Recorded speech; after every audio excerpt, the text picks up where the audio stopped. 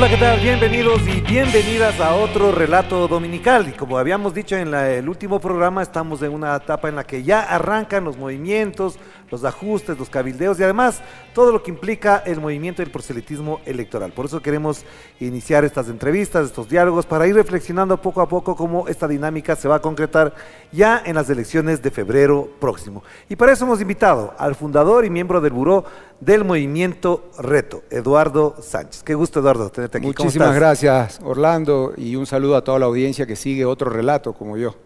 Claro que sí. ¿Cómo estás? ¿Cómo va la vida política tuya en lo personal? De nuevo en la actividad política intensa, dinámica.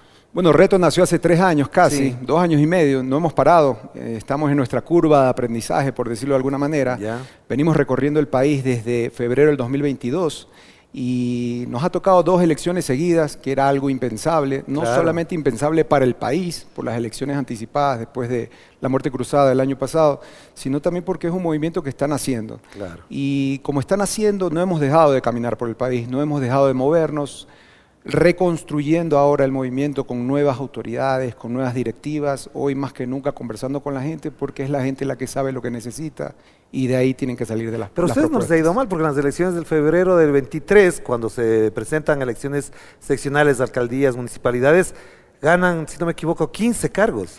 En realidad ganamos 22, hicimos Ah, alianzas inteligentes, ya. ganamos 22 alcaldías, una prefectura. De esas alcaldías, 14 son de Reto, las Ya. otras entramos con alianzas. Entendimos que hoy el Ecuador necesita diálogo, hoy el Ecuador necesita esa capacidad de conversar y de entender, incluso al que no piensa como uno.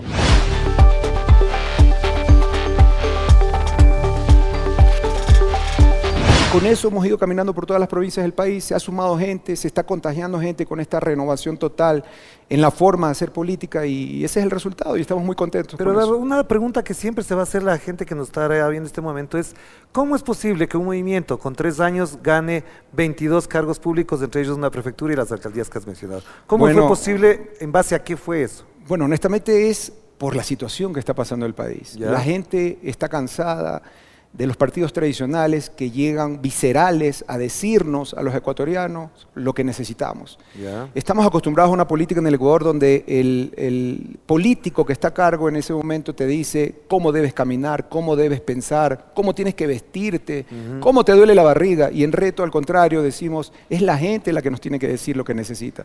Porque Ya. solamente la gente sabe lo que necesita su barrio, su parroquia, su cantón. Pero eso dicen todos los políticos. Sin duda, pero no lo aplican. Ya. Reto lo empezó a aplicar desde el día 1 con un ejercicio que se llamaban los diálogos ciudadanos. Empezamos a acercarnos a la gente no porque queríamos un voto, nacimos y empezamos a acercarnos a la gente para que ellos nos digan lo que se necesitaba para después de eso tener una propuesta Ya. y esa propuesta dársela a cuadros que valgan la pena para que lleguen, en este caso, a las elecciones seccionales de febrero del 2023. Y se logró. Pero, a ver, Eduardo, ustedes tienen estos 22 cargos, prefecturas, alcaldías, o una prefectura y las alcaldías. ¿Cómo se expresa? Porque parecería que no se los ve, no se identifican como tal. ¿Quiénes son los más representativos? Bueno, tenemos algunas, bueno, todas las alcaldías son importantes, igual de Ajá. importantes, pero tenemos la alcaldía de Tulcán con Andrés Ruano, Ya. capital de Carchi, muy identificado con nosotros, por supuesto, hasta en su WhatsApp tiene el logo sí. de Reto, el alcalde de Riobamba, capital de Chimborazo, la Ya. vicealcaldesa de La Tacunga en Cotopaxi. Ah, es verdad, también es cierto. Claro, sí, ajá. en Zamora Chinchipe, por ejemplo, Yantzatza, el Pangui. Yantzatza es la capital económica de Zamora Chinchipe. Ajá. Tenemos 3 alcaldías, en el Oro, Marcabelí es una de ellas con Johnny Cueva. Tenemos varios compañeros y compañeras que están haciendo uso del ejercicio de hacer política. Desde la opción de servir, si llegaron a ser concejales, alcaldes o prefectos, pero también muchísimos compañeros que están caminando y los diálogos ciudadanos siguen porque es el único ejercicio que hoy necesita el Ecuador por varias razones. Ajá. Primero porque sentimos honestamente que las propuestas tienen que venir de la gente. Ya. No podemos, y ese es el gran problema de los últimos gobiernos donde el club de amigos son parte del gabinete, no podemos creer que un grupo de amigos O de empleados del dueño o del... empleados del dueño del partido, Claro. por ejemplo, porque hay empresas partidistas en lugar de partidos Pero políticos. Eduardo, antes de entrar en las propuestas y demás que sí son importantes, quisiera preguntarte, una de las figuras más representativas que se escucha, que se percibe, es la de Raúl Chávez y también Aquiles Álvarez. Correcto. Aunque él fue elegido por la Revolución Ciudadana, les veo muy cercanos a ustedes. ¿Qué tiene que ver Aquiles Álvarez y Raúl Chávez en todo esto? En esta reestructuración que hicimos en el movimiento, y venimos conversando ya con Raúl Chávez, quien hoy es el presidente nacional del movimiento, elegido en una asamblea nacional por votación unánime. Ajá. Venimos conversando con ellos desde el año pasado. A Raúl lo conozco antes de que hagamos política. Me presentó Aquiles, nos gusta el proyecto que está impulsando Aquiles, llegaron por RC, pero eso no significa que no podamos tener diálogos. Pero no eran afiliados a la RC ellos. Tengo entendido que nunca fueron Ya. afiliados a RC. Hoy Raúl decidió ser parte de Reto, lo Ya. estamos apoyando y creemos que en Guayaquil se están haciendo las cosas bien hechas. Hoy vemos que Guayaquil doblegó al gobierno nacional y se logró una garantía soberana para darle agua potable a más de 200.000 familias en Ajá. Monte Sinaí. Se ve que hay un ejercicio político y de servicio en Guayaquil que no existía antes. Antes era mucha farándula, TikTok, mucho... Y poca obra. Inventarse o disfrazarse de millennials. Ya. Pero hoy ya se ve que hay una obra. Les tomó tiempo al alcalde Aquiles, 6 meses, si no me equivoco, reestructurar toda la parte económica del municipio, pero se está sacando adelante. ¿Y Aquiles Álvarez eso qué tiene que ver en muy Reto? parecido a lo que Reto está proponiendo. ¿Qué Aquiles es- no, qué es de Aquiles en Reto? no, honestamente, Ya. hemos conversado. Mi corazón late cada vez que Aquiles habla de Reto. Quisiera yo que él se afilie Ya. al movimiento, pero ha dejado muy claro que él no se va a afiliar a ningún movimiento, que él Ya. fue elegido para servir a Guayaquil y se va a mantener en Guayaquil y que hasta que la gente lo apoye va a estar ahí. Luego de eso podrá tomar otra decisión, pero hoy él va a ser el primer servidor de la ciudad de Guayaquil y eso es todo. Pero Raúl Chávez incluso, yo veo que se hacen movidas en las que se plantea la posibilidad de que Raúl Chávez sea un binomio, por ejemplo, con alguien mujer de la RC, es decir, por ejemplo, Luisa González con Raúl Chávez o Paola Pavón con Raúl Chávez. ¿Ustedes han hablado de esos temas, de esas posibilidades? Desde que nació Reto, las alianzas son importantes. El diálogo que estamos promoviendo, acabar con la polarización, solo se logra desde el diálogo y alianzas. Y por supuesto vemos apetecible en Reto una alianza con la primera fuerza política del país, sin duda, Ya. que en efectividad fue bastante eficiente cuando tuvo la oportunidad de gobernar. Y si nosotros elegimos a Raúl Chávez como el presidente nacional de Reto, obvio, le pusimos la banda de capitán, usando Ajá. términos futbolísticos, lo queremos ver alzar la copa. Quisiéramos Ya. lograr una alianza con RC donde Raúl Chávez esté en el binomio y por qué no pensar en gobernar el país a partir del 2025. Pero también como presidente, como candidato a la presidencia. Para nosotros es el primero dentro del movimiento. Tiene las capacidades, tiene el corazón, Ya. tiene la visión y la apertura para lograr ser un buen candidato a la presidencia. ¿Por qué no? Ya. ¿Y tú no te ves ahí? ¿No te ves en la papeleta como binomio o te ves en la lista nacional?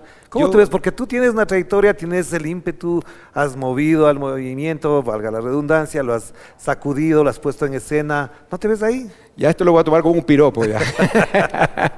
Ya. Yo ya fui candidato a la Asamblea Nacional. en las elecciones En pasadas. las últimas sí. elecciones fui primero a la Asamblea Nacional. Y si la Asamblea Nacional de Reto decide que yo vuelva a enfrentar una candidatura, obvio, ahí voy Te a faltó estar. poquito para ganar.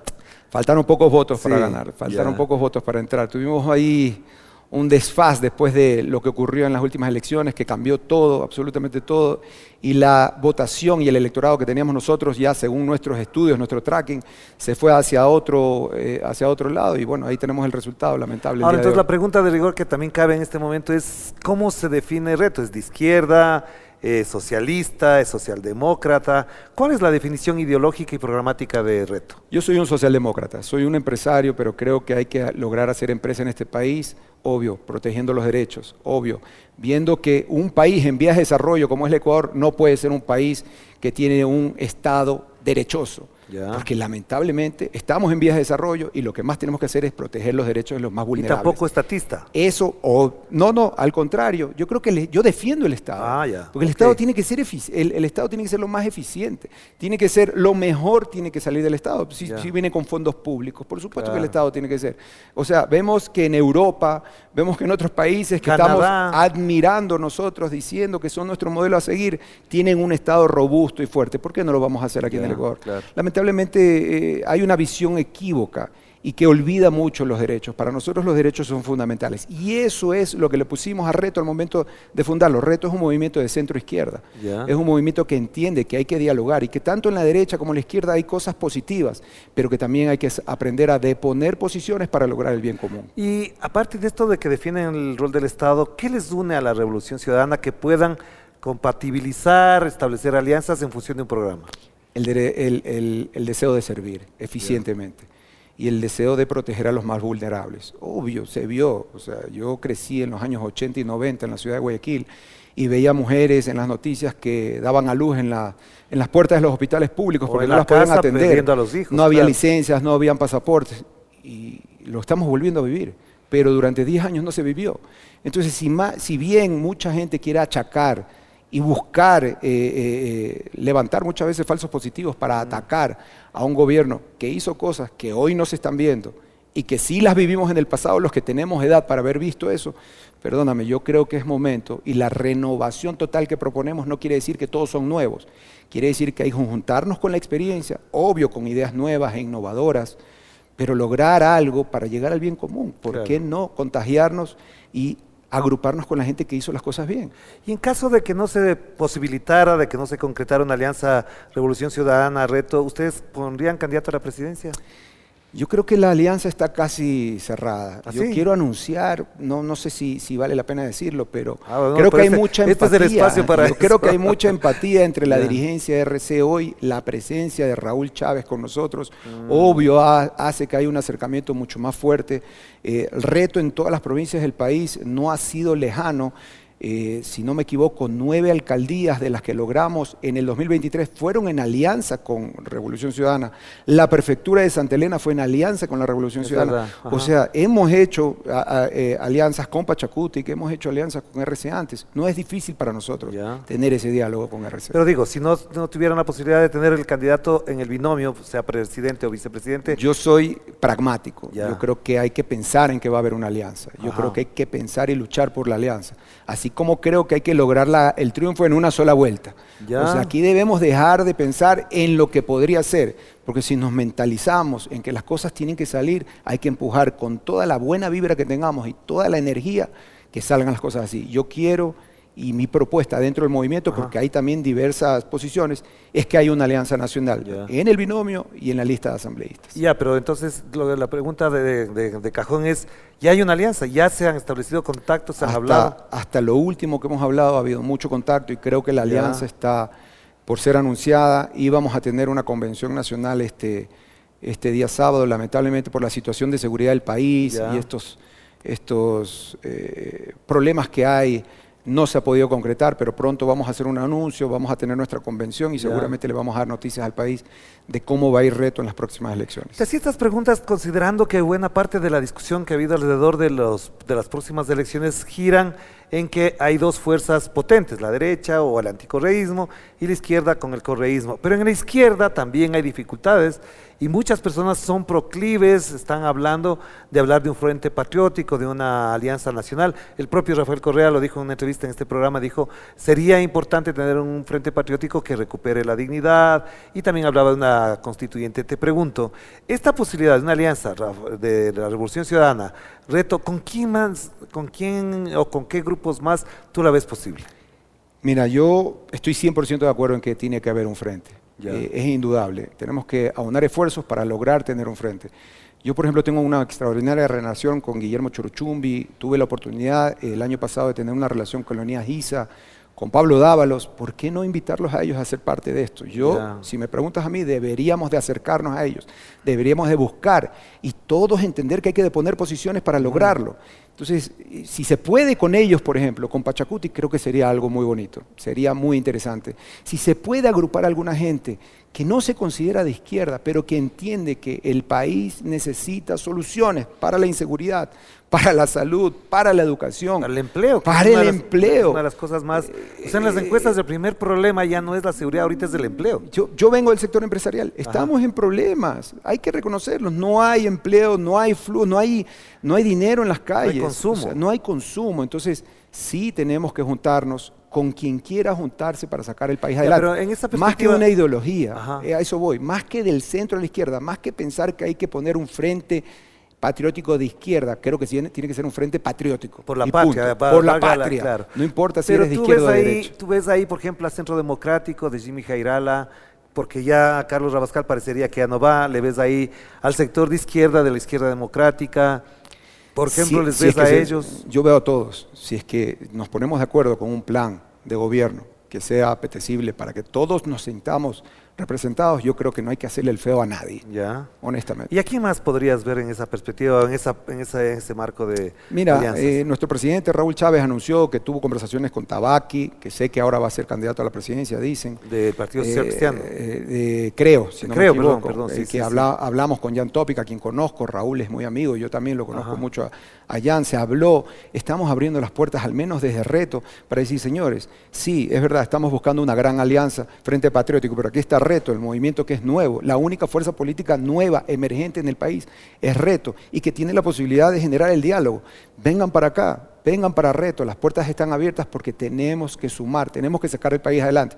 Hoy no tenemos que ver si piensas de una forma o de otra, repito, y voy a ser bien incisivo en eso, hoy tenemos que ver quién va a lograr sacar el país adelante. Ya. ¿Cuáles son los 2 o 3 puntos que son innegociables en la posibilidad de conformar una alianza? La defensa de los derechos es un punto importantísimo, Ya. generar empleo, Ya. creemos en Reto que hay que defender a capa y espada al sector privado como generador y motor de la economía, pero nunca vamos a retroceder en derechos. Y el otro es que tiene que haber una unidad. Solos no vamos a representar a nadie. Es una de las palabras que más suena, ¿no? La unidad, incluso dentro de los movimientos. Revolución Ciudadana ha hecho las convenciones provinciales y todos hablan de la unidad. Se habla desde el otro lado también de la unidad. ¿La unidad de qué? ¿Con quién? Mira, voy a hacer un ejemplo. Desde Reto yo siempre he sido bastante crítico con el gabinete del presidente Lasso y con el gabinete del actual presidente Noboa, que parece un club de amigos, lo dije hace un momento, donde tú no ves pues un representante de los afroecuatorianos, del movimiento LGBTI, no ves montubios, agricultores, no ves indígenas. Entonces, ¿cómo crees que vas a representar a todo el país si no tienes un gabinete diverso?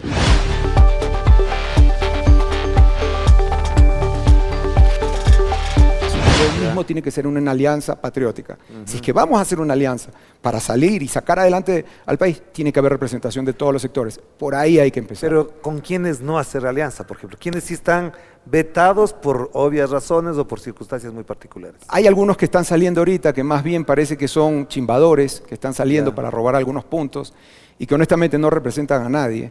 Yo me niego a creer, soy un poco romántico en eso, me niego a creer que la gente que hace política la hace para hacerle daño al país, porque de por sí estás sacrificándote mucho. Ahora que están matando políticos en nuestro país, estás arriesgando hasta tu vida para hacer política.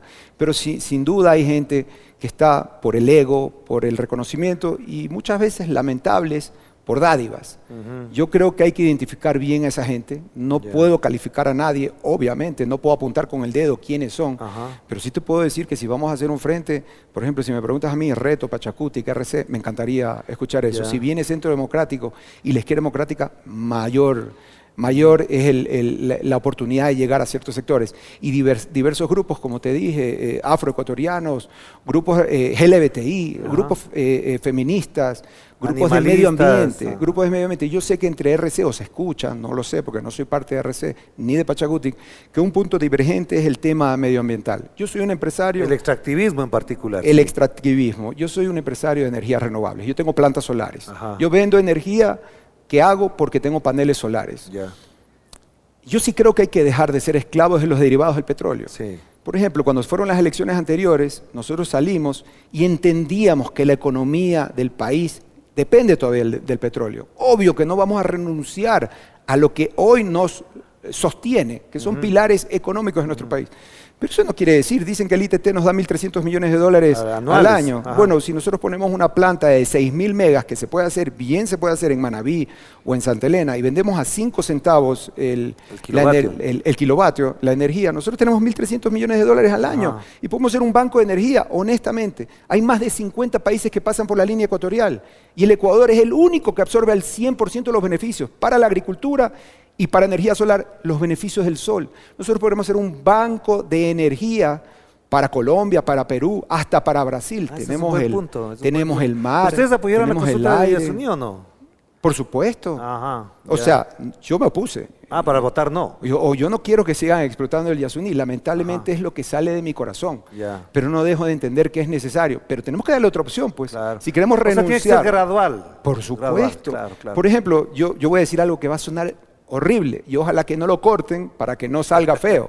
Ya. Pero creo que hay que dejar los subsidios, no como lo están haciendo ahorita. Primero hay que darle una opción. Podemos tener carros eléctricos, podemos tener tractores eléctricos, Ajá. podemos tener agricultura sostenida por la electricidad en lugar de usar el diésel. Y cuando ya tengamos eso, podemos Ahí hablar de podemos los bajar los subsidios. subsidios. No Claro, ahorita, es pues. que además va a bajar Estamos locos. automáticamente, claro. Estamos Pero locos. estábamos en el tema de las alianzas y una de las preguntas que creo no te las puedo hacer directamente, pero ya que me la das, es ¿con quién no? Pero yo te preguntaría, ¿no harían alianza con Construye? ¿No harían alianza con Partido Social Cristiano? ¿Con ellos no hay posibilidades? Yo creo que nadie en Reto se siente cómodo con esos movimientos para hacer una alianza, Ya. honestamente. Las cosas, y creo que la historia de lo que están haciendo siempre va por una vereda distinta a la nuestra. Ya. Eso no quiere decir que si nos encontramos en una asamblea, como ya se ve en el ejercicio de este gobierno, toca dialogar, porque todos son representantes de los ecuatorianos y ahí toca dialogar.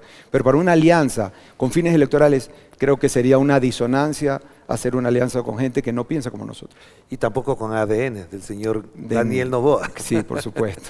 Se ve vetado eso Así es. completamente. Yo creo que ADN Pero, no a ver, existe, no hay estructura de ADN. Yo no sé si estoy equivocado, tú me corregirás, pero al principio había la posibilidad de que Daniel Noboa participara por Reto para candidato a la presidencia. Yo lo conozco a Daniel, he Ajá. conversado con él.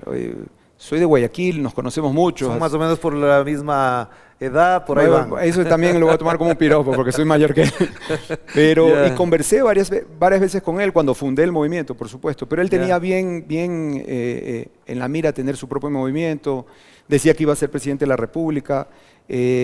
Yo, en las conversaciones que tuve con él, le expliqué que el movimiento es un movimiento de centro-izquierda. En ese momento me dijo que él Pero era... él dice que él es de me centro- dijo que era un él dijo que es de socialdemócrata. centroizquierda, sí. Le dije que Su nosotros papá en no alguna íbamos a época- vulnerar en derechos. Él me dijo que jamás iba a retroceder en derechos. No se ve lo que está pasando ahorita. Ya. Entonces, lo que siempre digo, no somos lo que decimos, somos lo que hacemos. Y él pudo haber dicho mucho en ese momento, pero hoy está haciendo algo totalmente diferente. Ya. Y eso es algo que Reto no puede hacer. Entonces, si Reto quiere llegar a gobernar, se va a sentir más cómodo, obviamente, del centro hacia la izquierda, sin duda alguna. ¿Qué Eso pide? no quiere decir que no abramos las puertas a gente que crea que hay que hacer las cosas eficientemente y que no estén del centro a la izquierda. ¿Qué piensas entonces de Daniel Noboa, presidente de la República? Creo que está haciendo las cosas muy mal. Creo que está improvisando mucho. Tiene gente joven, lo cual no es malo, pero la experiencia es importantísima. Ajá. No puedes poner a gente joven a dirigir ni siquiera... Hidrocarburos, por ejemplo, No se pues una diga. chica de 24 años, No se diga. con todo el respeto para los jóvenes de 24 Pero- años, pero hidrocarburos requiere... Pero perdóname, Ajá. cuando los barrios se agrupan para tener seguridad en el barrio, para hacer una kermés en el barrio y todo, no ponen pues a alguien que nunca lo ha hecho dentro del barrio.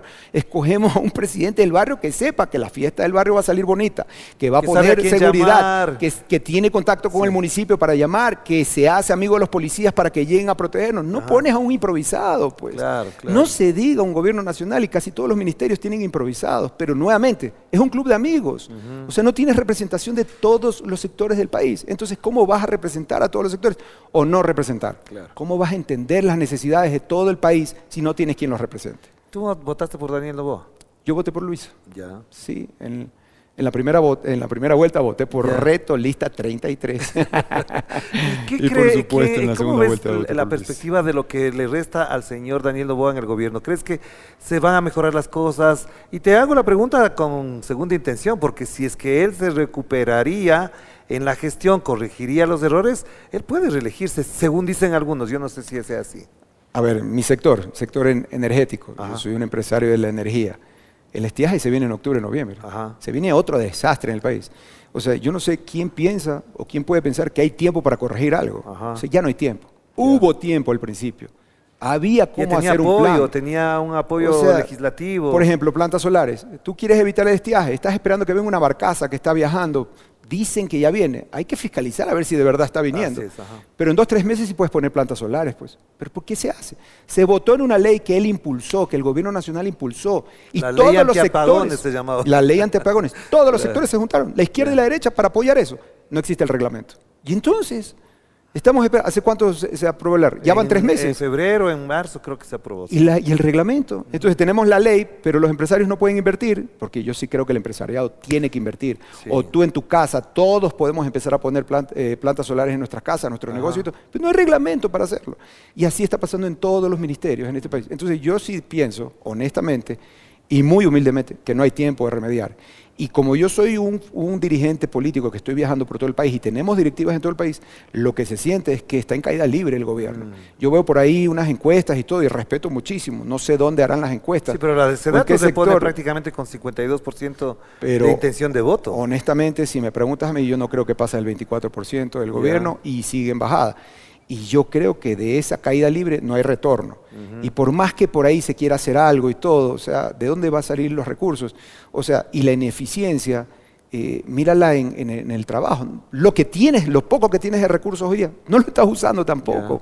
No hay medicamentos, no hay ni paracetamol en los hospitales públicos. No hay absolutamente nada. Hace poco un amigo mío se cortó la mano, fue a un hospital público y le pidieron que él traiga la aguja, los guantes del doctor, todo para que se pueda curar.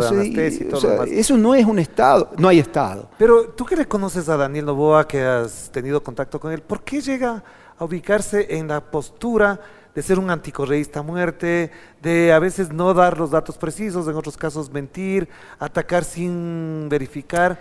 ¿Qué hay en la personalidad de Daniel Noboa que les lleva a hacer de esa manera? Lo único que puedo dar es mi opinión. Yo creo que están desesperados por una reelección y piensan, y ahora ves a todo ese sector peleándose entre ellos también por quién es el anticorreísta, porque el que le da a Correa es el que sube, porque saben que hay una votación de odiadores, digo yo, fuertes, que quieren tener ese sector electorado. que le dio el triunfo a él, además, ¿no? Es el sector porque que le dio el por triunfo cuenta a él. propia no le alcanzaba. Es correcto. Entonces, yo creo que es por ahí.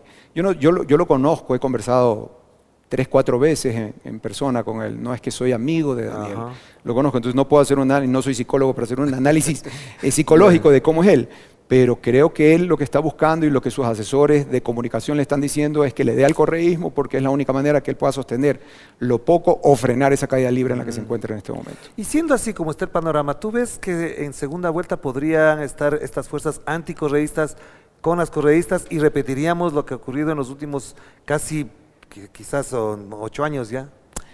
Yo creo que sin duda alguna ellos van a competir ahora porque lo que están apostando, creo yo, ADN quiere reelección, pero construye, el Partido Social Cristiano es asamblea. Ellos quieren tener asamblea, su representación, sus escudos y sus espadas para pelear desde la asamblea. Creo yo que el correísmo tiene que entender que tiene que poner en su binomio presidencial a un outsider, porque el correísmo hasta ahora, en las 2 últimas elecciones, llega al 34%, pero en segunda vuelta llega al 44%, y llegando al 48%, 48, que son, digamos 44 son 10 puntos más, pero llegando a tener 10 puntos más en la segunda vuelta no le alcanza para ganar en segunda vuelta. Son más los que se unen en la segunda vuelta en contra del correísmo. Entonces lo que el correísmo tiene que apostar es dejar de hablar de segunda vuelta. El correísmo debería poner un outsider dentro de su binomio presidencial para ganar en la primera vuelta, porque no le falta nada. Si llega a 34, tiene que llegar a 40.01 para ganar en una sola vuelta. Pero ya no sería outsider Raúl Chávez, porque ya existe en la política. Bueno, pero no es hay que reconocer, la gente de Reto no somos conocidos a nivel nacional como es la gente de RC. Pero además no tenemos esa historia dentro de RC. Respeto muchísimo y sé que el presidente Correa, por ejemplo, ha nombrado algunos nombres dentro de RC como posibles candidatos y creo que son gente preparada, pero también sé que es fácil hacer una campaña de desprestigio de comunicación, que es la que viven eternamente. Y claro, algunos, supongo, yo no sé, dirán, es una raya más al tigre, pero no, al momento de las elecciones tienes ese voto blando que duda. Y solamente cuando se ve perdido, ya en una segunda vuelta, que no tiene otra opción y vuelve a la senda de RC, por decirlo de alguna manera, es que vota por RC. Tienen que hacer que ese voto blando llegue en la primera vuelta. Y la única manera, creo yo, humildemente, es poniendo un outsider en el binomio, que pongan un buen candidato de RC y por qué no poner un candidato a la presidencia que no sea un RC de cepa, digámoslo de alguna manera. Para que amplíe la votación. Y demostrarle, pues, a la gente que de verdad queremos un frente patriótico. De verdad tenemos la opción de abrir las manos, las puertas, para que venga gente que a lo mejor no piensa al 100% como nosotros, pero que está dispuesta a unirse a nosotros para hacer las cosas bien. Pero el mayor temor es que cuando ya se llega a la presidencia puede pasar lo que ocurrió con el señor Lenín Moreno, es decir, que esa alianza se rompa, que comienzan los problemas, que no hay unidad de criterios y cada uno ve por su lado. No voy a poner el ejemplo de Verónica Abad con el señor Daniel Noboa, que es incluso fuera del contexto del que estamos hablando, pero ese riesgo siempre va a estar planteado, es decir, que una alianza electoral después se convierte quizás en un problema de gobernanza. Estamos haciendo política. Yo mismo hago política y se siente dentro. Uno siempre está mirando por encima del hombro, porque lamentablemente la política, así como te trae muchas cosas bonitas, te trae cosas feas. Sí. Y la traición es una de esas cosas feas. Lo vivió RC. Pero, nuevamente, admiramos muchos países. Los derechosos admiran países, pero no quieren que aquí se haga lo que se hace en esos países. Y los de izquierda admiran otros países, pero tampoco quieren. Miren lo que pasó en Francia ahorita. Se unieron. Te iba a hacer una pregunta sobre lo que pasó con Fernández cuando fue presidente de Argentina. Él unió a todos para ganarle a Macri. A los peronistas. A todos los unió, les dijo, él era el buen tipo, que le caía bien a todo el mundo y unió a todo el mundo. Y después se dieron cuenta que no les alcanzaba para ganarle a Macri. Traigámosla a Cristina también. No queremos a Cristina. No importa. Vamos juntos, que aquí el país es lo primero. Lo logró Lula. Y Lula estuvo preso, pues. Y si no me equivoco, tiene hasta el Opus Dei, pues, con él. O sea, perdóneme. Su candidato de derecha, de vicepresidente, era de derecha, un empresario también. Totalmente de derecha. Sí. Petro, en plena campaña, todos los vimos, hablaba de Estados Unidos, de las cosas buenas que tiene Estados Unidos. O sea, perdónenme. Y ahorita, recientemente, lo de Francia, hace unos días.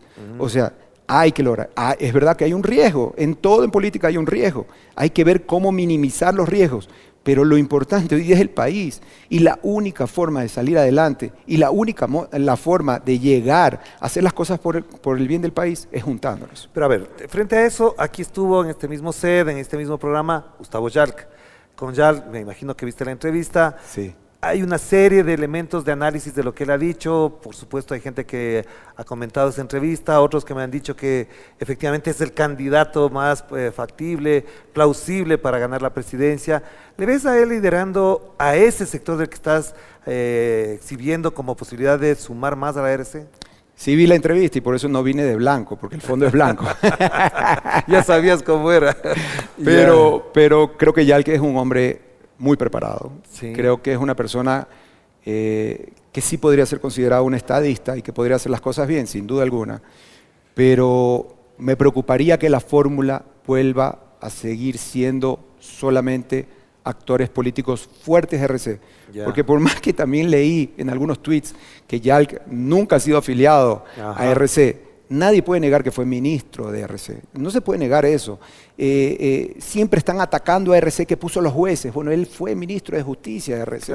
O sea, eso sería un problema que creo yo, sería un hándicap, un problema que tendría esa candidatura. No quiero menospreciarlo a Yalc como candidato. Creo que sería un buen candidato y creo que sería un gran funcionario público. Pero si ustedes ven, digamos, no ustedes, sino la RC lo pone como candidato a la presidencia y Reto quiere ser el binomio, ¿a qué mujer tendrían o candidata tendrían ustedes para ofrecerle de binomio de Yalc? Tenemos muchas compañeras, tenemos compañeras alcaldesas, tenemos compañeras preparadas, sobre todo en la Sierra Centro, que fácilmente podrían acompañar. Indígena? Tenemos compañeras indígenas también. Bueno, Carmen Tiupul entró en alianza con nosotros, pero propuesta por nosotros con Pachacutic y es asambleísta actual por la provincia de Chimborazo. Claro, entró con nosotros. ¿Y la vicealcaldesa de Cotopaxi también, de La Tacunga? No, ella no es indígena, pero María Esther es una mujer súper preparada, muy querida.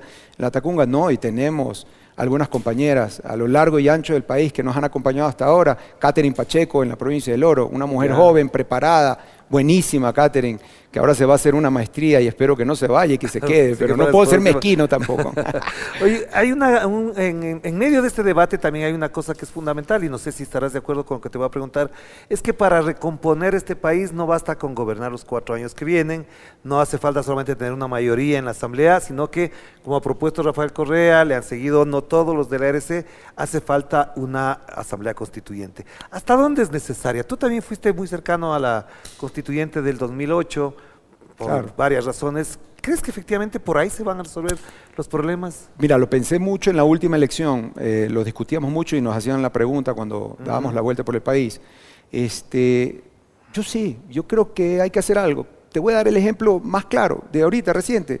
Todo el Ecuador creo que está preocupado porque ese Consejo de Participación Ciudadana un día tiene un presidente, otro día tiene otro. Hay pugnas, ayer nombraron una autoridad ahí que parece que mañana ya no la van a nombrar, o sea, por ejemplo, yo fui alguien que compró, digamos, que se convenció de que el Consejo de Participación Ciudadana era una institución importante porque iba a cambiar las lógicas del poder y de la forma de cómo nombrar funcionarios en el Ecuador, pero para mí no ha fracasado. Si tú me preguntas a mí, yo iría a una constituyente para que ya no haya el Consejo de Participación Ciudadana, por decirlo de alguna manera. Pero por supuesto, pues, o sea, la política es dinámica, el ejercicio del poder es dinámico y el Ecuador desde el 2008 no es el mismo Ecuador de hoy día. Claro, claro. Están cambiando con la tecnología, con la innovación, con las generaciones que hay hoy día, las cosas están cambiando tan drásticamente que creo que sí, no hay que tenerle miedo. ¿Por qué hay que tenerle miedo a un ejercicio democrático de discusión? Claro, donde claro. pueden ir todos, porque algunos quieren vender y satanizar de que no, es que la izquierda quiere la constituyente, pero a los empresarios también nos conviene una constituyente en este ¿Por qué? momento. Particularmente, ¿por qué? Para tener reglas claras, por ejemplo, en el momento de inversión. Ya. Hoy tenemos la famosa alianza público-privada. Dígame qué proyecto es algo sonado en el Ecuador de una alianza público-privada, no sirve para nada. Necesitamos reglas claras. Lo que te dije hace un momento, pasó una famosa ley para que no haya apagones y no hay un reglamento. Bueno, tenemos que poner todas las reglas claras para que en este país el empresariado también se sienta respaldado y que pueda hacer inversión. En este país el problema, dicen que es la inseguridad, obvio, la falta de empleo y todo, pero nadie viene de afuera a invertir porque es un país inestable. De Entonces, hecho, el 60% de reservas hoteleras, de turismo, se cayeron en este año. Entonces, pero ¿qué garantías hay por más buena constitución que tengamos? Pero, y ahí viene el tema, que es lo que yo siempre digo, tenemos que ir por el empleo, reglas claras para que venga inversión extranjera, también una constituyente para cada vez reforzar más los derechos de la gente, porque los derechos van cambiando también y hay que reforzarlos, también los de la naturaleza, también todas las lógicas de los derechos hay que reforzarlas. Y por supuesto, buscar que el país entienda que no queremos un Estado que adoctrine a la gente, sino un Estado que sea eficiente, necesitamos administradores. Ya, pero Eduardo, aquí cabe una pregunta clave también. Desmontar al Trujillato implica, por ejemplo, tocar lo que se implementó ahí para mantener una justicia que ha perseguido gente, tú has vivido de cerca eso, Totalmente. evidentemente, y mucha gente incluso dice, no toquemos porque enseguida la fiscal me puede montar un juicio, me pueden sacar cosas guardadas o forjadas o lo que sea. Esta constituyente debe como obligación desmontar el Trujillato y todo lo que implicó en el campo de la justicia, por ejemplo. Yo creo que la constituyente tiene que meter mucho ojo y discusión al tema de la justicia, pero a todo. Por eso yo no me quiero centrar en el tema de la justicia. Y voy a ser muy honesto, porque lo veo mucho en las discusiones de RC. Y cuando hablan del Trujillato y todo, yo entiendo, y creo que nadie en el país confía en la justicia del Ecuador. O sea, pregúntale a todos esos chicos que se los llevaron jugando fútbol cuando salieron los militares hace unos meses, y se los llevaron porque tenían un tatuaje. Yo tengo tatuajes, o sea, a mí me veían en la calle parado y también me llevaban. ¿Cuánto les costó? Pues pagarle a fiscales y a los jueces para que lo dejen salir. Siendo inocentes y no siendo parte de las bandas criminales, porque conozco casos en los que ocurrió eso. O sea, los ecuatorianos no confiamos en la justicia en nuestro país. Obvio que hay que prestarle atención, pero creo que no tiene que ser la bandera de lucha. Creo que no tienes que sacar eso del Trujillato y de hablar del Trujillato como la bandera de lucha. Creo que la constituyente es para revisar todo. Perfecto. Todas las instituciones del Estado. Pero ahí cabe también lo otro, es decir, buena parte del debate alrededor de lo que el correísmo ha instaurado como esta necesidad del constituyente, no solamente tiene que ver con que regrese Rafael Correa. Vos tú le estás observando la posibilidad que regrese Rafael Correa. Él ha dicho que quiere volver porque lo que han hecho es injusto, etcétera. ¿Crees que es necesario que vuelva? ¿Lo ves justo que vuelva? Mira, esto es muy sencillo. Yo soy hijo de un perseguido político. Yo sé lo que es ser hijo de un perseguido político. Lo viví porque lo persiguieron a mi padre. Y yo fui de Relancina, como toda la familia, parte de ese proceso de sufrimiento que todavía lo seguimos hasta ahora. Y sé que fue y está involucrado en un caso donde no tuvo absolutamente nada que ver. En ese mismo caso está Rafael Correa. Si tú me preguntas a mí, no se trata, y sé porque lo he escuchado de Rafael Correa, que él no quiere indultos, no quiere solamente volver por volver. De lo que se trata es de buscar una verdadera justicia, donde realmente se desmonten falsos positivos, donde se desmonten cosas que no son por el odio político o por tener protagonismo político en algunos casos. Lo que necesitamos no es que vuelva una persona, lo que necesitamos es que vuelva la justicia al Ecuador. Para eso hay que pelear. Y si al volver la justicia terminan llegando gente porque se destapa una olla de grillos o la caja de Pandora, pues tendrán que volver esas personas. Pero a ver, yo te digo esto porque además en ese relato y en esa incluso narrativa mediática se ha estigmatizado tanto el tema con respecto a la persecución y supuesta corrupción que ocurría en la época de Rafael Correa. Es decir, había persecución en la época de Correa y ahora dicen que ya no hay. En esa época dicen que hay corrupción y ahora dicen que ya no hay corrupción. Es decir, ahí se han jugado muchos tótems además políticos. ¿Cómo ves el tema de la persecución por fuera de lo que estamos hablando de Correa? ¿Hasta dónde esto corresponde a una estrategia de atemorizar a la gente, de impedir, de maniatar a la gente para que se exprese políticamente? Viajando por el país he conocido autoridades también que no son de Reto y están en funciones, por ejemplo. Se los ve en todas las provincias del país. La justicia se está utilizando para el beneficio político. Entonces, si es que alguien es cercano a los entes de justicia dentro de una provincia y resulta que esa autoridad no va o hay una campaña electoral, como que vivimos las últimas elecciones, también usan el poder de la justicia. Claro. No está pasando solamente a nivel macro, está pasando en todo el país. Para mí la justicia está podrida y necesitamos hacer algo para componer esa justicia, porque es el cáncer que tiene hoy nuestro país. El tema de la inseguridad tiene mucho que ver con la injusticia, con la débil justicia que existe en el país. O sea, necesitamos meterle mano dura a la justicia, necesitamos limpiarlo sin duda alguna. No lo digo como hijo solamente de un perseguido político al que se le injustamente acusó de algo, sino también lo digo como un ciudadano ecuatoriano que camina por las calles y sabe que hoy día cogen a alguien y al día siguiente está fuera. Cogen a un violador, cogen a un asaltante y está fuera. Pero cogen a un enemigo político y no sale nunca. Entonces, por favor. Pero tengo dos otras preguntas para ir cerrando, Eduardo, y una de ellas tiene que ver con que se ha estructurado como un sentido común que la única forma de combatir la inseguridad es contar con el apoyo de los Estados Unidos, y hemos firmado unos acuerdos y unos tratados que evidentemente violan todo tipo de soberanía. Ningún otro país firmaría cosas como lo que se ha firmado.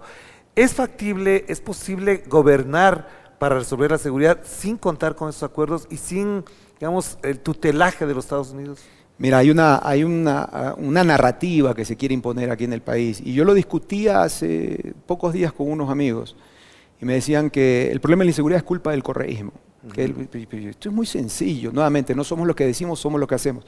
Yo no recuerdo que nos secuestraban pues cuando estaba el correísmo gobernando. Así como recuerdo que sacaba licencia en 15 minutos, un pasaporte en 20. O sea, yo no recuerdo pues que había los problemas de inseguridad.